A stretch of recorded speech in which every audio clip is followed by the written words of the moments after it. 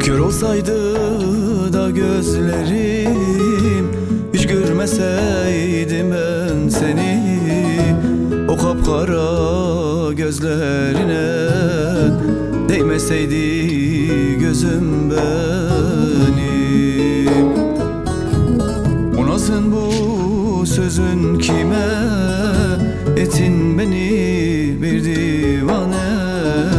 Öğrenmişim ben adını, seslendiler güneş diye. Bu nazın sözün kime ettin beni bir divane. Öğrenmişim ben adını, seslendiler güneş diye.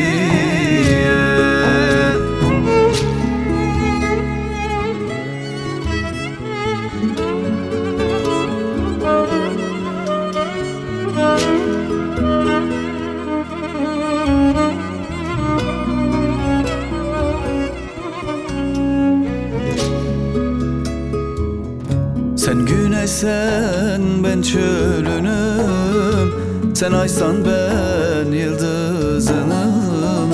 Sen çiçeksen ben arınım, sen kuşsan ben kanadınım. Tat kurmuş melalımsın sen, ne olur tut ellerinden. Hapsetsen beni kalbine, tutuklu kalayım sana.